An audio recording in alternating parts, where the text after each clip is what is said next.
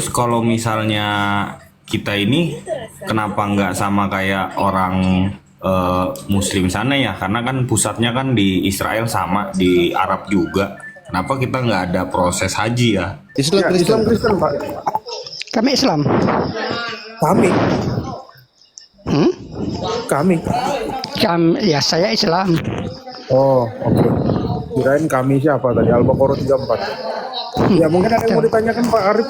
Kalau menurut saya, ya kalau Islam tidak mengajarkan untuk bunuh diri, nggak ada. Ada Oke, Pak. kasih dalil, Hadis Pak. 56. Pak Hadis Ladu. 56. Yes, ya. Pak Ladu bisa Bisa. tunjukin? Bisa. Silakan. Tafadol. Saya tidak mempelajari terlalu dalam Islam, enggak. Nah, makanya kalian yang apa? Toleran ini ya, toleran anak yang manis ini. Kalian itu semua Toleran. adalah orang-orang yang memang tidak mengerti Islam.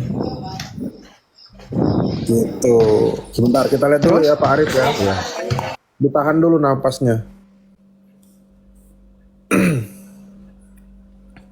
Silakan Pak Ladu. Pak Ladu ini memang baru aktif lagi ya teman-teman. Karena kemarin waktu pelantikan masih sibuk ya. Jadi Tunggu panggilan, maksudnya Amin, tunggu di telepon ya. Ternyata dari telepon Pak Prof. di miss call. Saya tunggu DM, saya periksa DM, tidak ada jo DM-nya ini, aduh. Kita mau dada-dada di depan kamera enggak? Padahal saya sudah latihan tempo hari. Karena kabinetnya merah putih Pak, bukan kabinet orange. Ini Pak ya, dalilnya Anissa anak 6. Tuh, surat 4 ayat 66 Pak, silakan dibuka. Ya. Silakan Pak Ladu dibacakan Saya baca. dengan dialek Quraisy. Dan sekalipun telah kami perintahkan kepada mereka, bunuhlah dirimu atau keluarlah kamu dari kampung halamanmu. Ternyata mereka tidak akan melakukannya kecuali sebagian kecil dari mereka. Dan sekiranya mereka benar-benar melaksanakan perintah yang diberikan, niscaya itu lebih baik bagi mereka dan lebih menguatkan. Demikian firman Allah dengan segala kebenarannya. Amin, gitu Pak. Jadi itu ada perintah juga ya kalau kita baca itu Pak. Tuh. Bahkan kalau kita baca ayat ini ya, ini kita ke-banned dari TikTok. Serius. Ih, udah lama saya ke band lagi nih.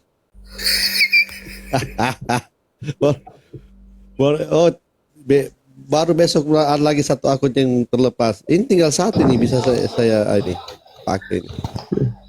Makanya saya tahan nih. Jadi memang kita di atas ini butuh Islam yang radikal ya. Halo Pak, Ya, Ya, gimana? kalau menurut saya Al-Quran sekarang banyak dipalsukan. oh banyak dipalsukan. Iya. Coba Pak Ladu ada request dari bawah tuh ayat 60. Apalagi menurut yang di download nih Ayat berapa? banyak. Bapak kan bisa cek dari situ Pak, dari rumah Bapak. Ayat 67-nya Pak Ladu dilanjutkan, ada request 60. dari alul kitab di bawah ya. Dengan demikian, pasti kami berikan kepada mereka pahala yang besar dari sisi kami. Maha benar Allah dengan segala firman-Nya. Tuh. Tuh Pak, yang bunuh diri dikasih pahala Pak, yang besar.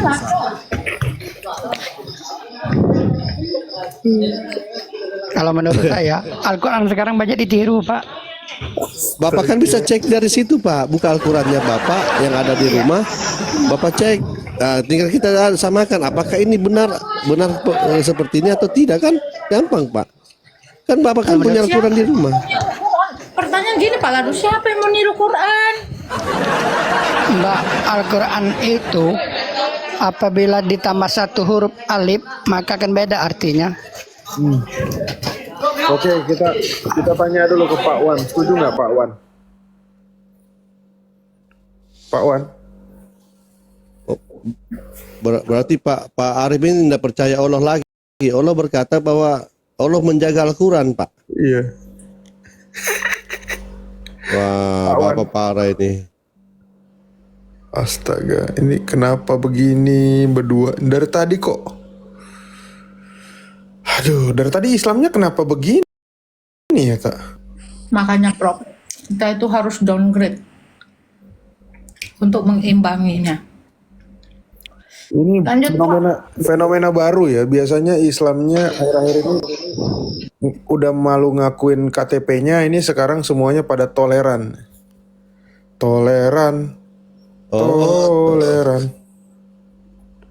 Aduh. Kalau ada yang bisa, Pak Arif, kalau ada yang bisa ya merubah-rubah Al-Quran, Pak, ya. Wah, berarti si Allah gagal dong perkataannya bahwa dia yang menjaga, Pak. Berarti yang merubah Al-Quran itu lebih hebat daripada Allah kalau gitu, Pak. Yang merusaknya kan bukan agama Islam, orang-orang yang lain lah. Iya, berarti orang-orang di luar Islam itu yang merubah, berarti lebih hebat daripada Allah. Karena Allah mengklaim bahwa dia menjaga Al-Quran. Sekarang gini Pak, kalau kita tulis suatu perkataan yang terhormat, tapi kan terkadang iyangnya itu kita tidak pakai A lagi. Mustahil kita sadar gitu. Berarti kesimpulannya Al-Quran berubah-ubah ya teman-teman ya. Berubah, tapi dirubah oleh orang tidak bertanggung jawab. Oke, Al-Quran dirubah-rubah. Ya. Sekarang saya tanya, Injil ditulis oleh siapa? Para rasul kami, para rasul Tuhan Yesus Kristus. Ditulis apa dia apa? Ditulis sama para rasul. Oh. Sedangkan Al-Quran dari firman Tuhan, bukan ditulis. Loh, nggak ditulis? Wah, dalam bentuk buku, Pak, turunnya, Pak, ya? Nggak ditulis. Pak, Hmm. jadi Al-Quran ini turunnya gede buku, Pak. Al-Quran nggak ditulis, Pak. Berarti turunnya itu apa? Flash disk.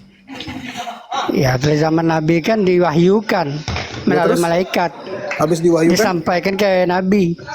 Iya. Dalam Gitu. rupa apa tuh? Disampaikan ke Nabi terus diapain? Nah, secaranya kan kalau logika sekarang yang memang nggak masuk akal lah. Lo lihat, habis disampaikan terus diapain sama Nabi? Ya, baru dibaca oleh Nabi. Loh, kok dibaca? Apa yang dibaca? Allah. Oh, jadi Nabi sudah pintar baca, Pak. Dia bisa baca. Terus. Kalau Nabi nggak bisa baca, mungkin orang kini lebih bodoh daripada zaman dahulu. Berarti Nabi bisa baca ya, Pak ya? Bisa baca. Oh, coba Al-Araf 157 Pak Lado.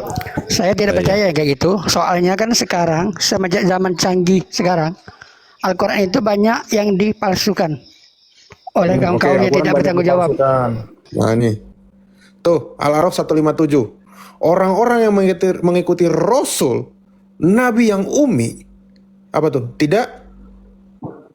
Tertulis. Tidak bisa baca tulis, Pak Arif.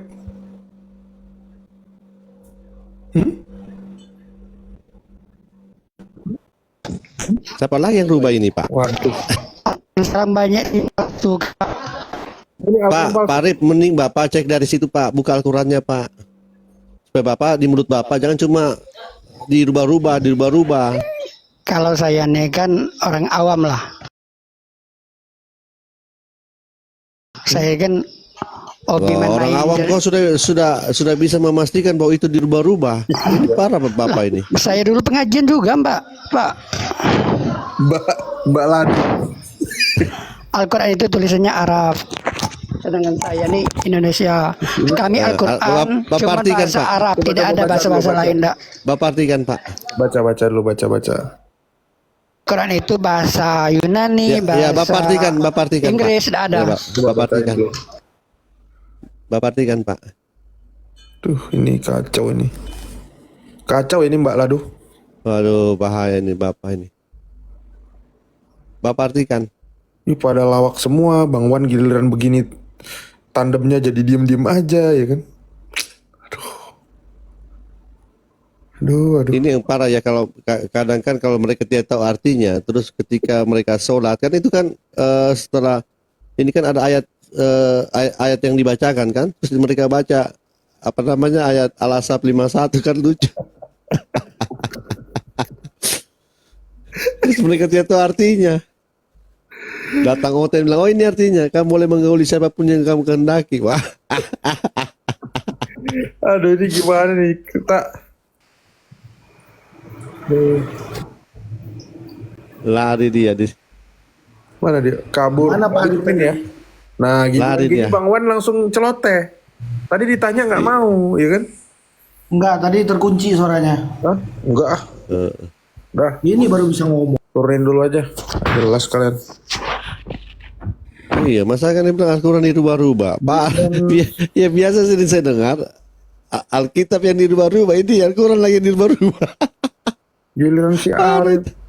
Iya, malam Pak, Islam Kristen Pak. Aku dari kemarin pengen nanya. Aku Islam Kristen Pak. orang Kristen. Oh, Kristen. ya. Silakan Pak Afa. Iya, kita pengen nanya, kan kita kan ke gereja. Terus kalau misalnya kita ini kenapa nggak sama kayak orang Muslim sana ya? Karena kan pusatnya kan di Israel sama di Arab juga. Kenapa kita nggak ada proses haji ya? Itu aja sih yang mau ditanyain. Gak ada Pak. Karena Tuhan Yesus itu mengatakan tubuh kita itu bait Allah. Ya. Jadi kita sudah tidak mengenal lagi mengenai tempat. Orang-orang Kristen tidak memiliki kecemasan akan tempat. Kalau kita jadi Kristen, kita nggak perlu ke Yerusalem sana untuk mengelilingi bait Allah 7 kali berlawanan jarum jam, menciumi tembok ratapan. Tidak. Bahkan orang Katolik pun tidak wajib, tidak harus, nggak mesti pergi ke Vatikan sana, gitu. Jadi kuncinya punya itu kecemasan. tubuh kita ini adalah bait Allah ya. Iya, fokus kita adalah Kristus. Fokus kita adalah Kristus. Kedatangan Dia kedua kali itu kita harus mempersiapkan diri kita agar kudus, hidup kudus. Poinnya di situ. Ya. Oke, terima Mau kasih. datang ke sana nggak menjamin keselamatan, gitu Bang. Terima kasih ya. Sama-sama. Ya, kita nggak punya rukun iman soalnya. Iya. Rukun Islam, sorry. Yohanes 4 ayat 21 dikatakan, kata Yesus kepadanya, percayalah kepadaku, hai perempuan, saatnya akan tiba bahwa kamu akan menyembah Bapa bukan di gunung ini atau bukan juga di Yerusalem. Betul. Kamu menyembah apa yang tidak kamu kenal, kami menyembah apa yang kami kenal. Mantap. Paladu. Itu ayatnya. Mau bertanya di Keluaran 20 ayat 4 sampai 6, Bu. Tolong dibacain Bang. Tentang apa? Keluaran 20 ayat 4 sampai 6. Iya, perihal tentang apa yang ditanyakan? Membuat patung. Jangan buat patung yang menyerupai apapun. 10 perintah Tuhan tuh. Apa yang jawab? Tanya, Pak. Agatha kayaknya paling pas nih. Apa yang mau ditanya, Pak? Orang yang membuat patung Yesus itu apakah tidak bertentangan dengan ayat ini? Siapa yang buat patung sini? Ya kadang ada yang kita nampak itu yang membuat patung itu. Ya itu kan pekerjaan, Pak, itu bukan buat dia sembah. Kalau pemahat ya, pematung atau pemahat itu kan sebagai profesi. Apa dia berdosa? Kan dikatakan jangan membuat patung bagimu yang menyerupai apapun yang di langit, yang di... Gereja Paladu ada patung? Nggak ada. Bersih. Saya juga nggak ada, Pak. Nggak ada, sama. Gereja Ortodok nggak ada patung, Pak. Nggak ada patung. Kami tidak Ya, yang menyembah ada patung. Ya yang ada patungnya itu apakah tidak bertentangan dengan ayat ini? Yang ada patungnya ya tanyalah sama yang bikin patung. Mungkin Bapak tanya kepada teman-teman yang memang ada, ya kita nggak mau melangkahin, nggak mau salah ucap, gitu. Itu bukan kapasitas kami. Betul. Oh itu aja yang saya tanya, Bu. Terima kasih ya, Bu ya. Nah, Iya. sama Pak. Terima kasih ya Pak. Tapi Musa di ini pernah diperintahkan untuk buat patung ular tembaga kan? Patung ular tembaga itu perlu saya luruskan. Ular tembaga yang dibangun sama Musa itu adalah bentuk bahwa Allah mengutuk iblis. Di dalam Ulangan 18 ya, Allah mengatakan aku akan mengutuk. Bentar ya, kasih ayatnya. Sebentar. Ulangan Ulangan 21 ayat 9. Ulangan 28 Oh, 28. 28 ayat 22 sampai 23. Tuhan akan menghajar engkau dengan batuk, kering, demam kepialu, sakit radang, kekeringan, hama, dan penyakit gandum. Semuanya itu akan memburu engkau sampai engkau binasa. Juga langit yang di atas kepalamu akan menjadi tembaga dan tanah yang di bawahmu akan menjadi besi. Di sini yang dimaksudkan tembaga ini, Tembaga. ini adalah suatu kutukan. Bentar. Ada di ayat di atasnya. Di ayat 19, terkutuklah engkau pada waktu masuk dan terkutuklah engkau pada waktu keluar. Jadi, waktu Allah memerintahkan ular tembaga, itu maksudnya bukan ular tembaga itu disembah atau untuk dihormati. Tapi itu bukti bahwa ular itu adalah simbol apa? Simbol iblis. Dan tembaga itu adalah simbol kutukan. Nah, kenapa di dalam Yohanes 3 ayat 14? Bentar, aku buka dulu ya, Yohanes 3 ayat 14. Dikatakan, dan sama seperti Musa meninggikan ular di padang gurun, demikian juga anak manusia harus ditinggikan. Jadi ayat ini menjelaskan bahwa di padang gurun ada ular tembaga, di situ iblis dikutuk, dan di kayu salib. Kayu salib itu lambang apa? Kutukan. Ulangan 21 23.